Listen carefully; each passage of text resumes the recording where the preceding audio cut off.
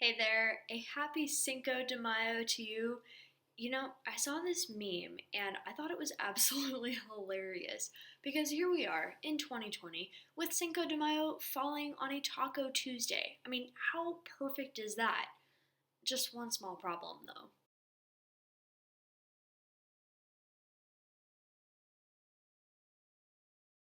Okay, jokes put aside though, we're gonna hop right back into our sound exploring and we're actually using today to do two mini experiments.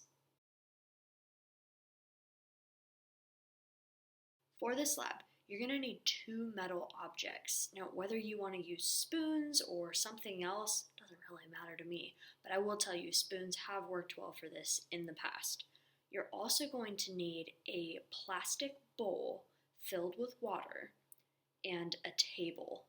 Whether you want it to be a metal table or a wooden table or whatever, doesn't matter to me.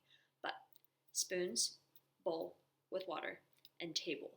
You might honestly find it helpful to have an assistant, so whether you have a sibling or you have a friend over, or even if you want a parent or a grandparent to hop in and help, it would be helpful to have somebody else observing with you because for some of these trials, you might have to contort your body in some real weird ways to be able to work with the materials and make observations at the same time.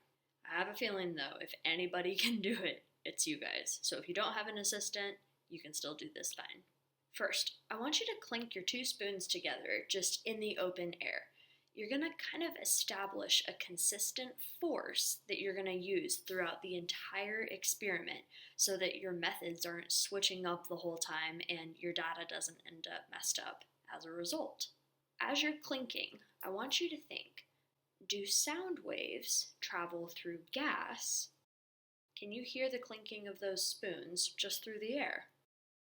Once you've got that down, go ahead and put your spoons into the water and get your ear right down next to the side of the bowl. And I want you to clink those spoons together with the same force that you used out in the open air. And think, do sound waves travel through water? Next, you're going to dry off your spoons and put one of them on the table. You're going to get your ear right down to the table so that you're touching it, and then clink those spoons with the same force that you've been using all experiment to see, do sound waves travel through solids? You might need to execute these trials just a few times because our next step in all of this is ranking which substances, solids, liquids, or gases, act as the best medium for sound waves, as the best substance that's carrying those waves. In your ISN, once you think you know, I want you to go ahead and rank the substances based on how good of a medium they are for sound energy. So liquids, solids, gases, what order do they fall in? Next, you're going to think way back to the beginning of the year when we were talking about our states of matter and what the molecules looked like in those different states of matter. And I want you to fill in the blanks here in your notes. Liquids, solids, gases. Which ones are most spread apart? And which ones have molecules that are closest together? What order would those fall in? Now, underneath that, I want you to answer these two questions and then we are done with lab number 1. What similarities do you notice in your rankings? And what does that tell you about the relationship between sound's ability to travel and the molecules of the medium? And then once you've got that, you are going to get out your best singing voice, or I guess you could get out your worst. Honestly, sometimes it's a lot more fun to sing badly on purpose because then if you mess up, it's like nobody notices. This lab has 4 trials, and all of them involve humming, but the difference is which parts of your kind of face, I guess, are going to be open and which ones are going to be closed. But for all of them, you're going to hum just a couple of lines from a song that's either stuck in your head or one of your favorite songs. And I want you to put your hand just right here on your throat. And you're going to feel the differences between when certain parts of your face are open, certain parts of your face are closed, and even when you're singing higher notes versus when you're singing lower notes. Trial number 1, hum with your nose and your mouth open.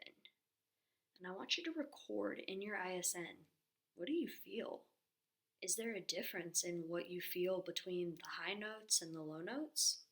Trial number 2, you are going to hum the same song with your mouth open, but your nose closed. So you're going to kind of need both hands for this, right? One hand gets to feel, one hand is closing your nose.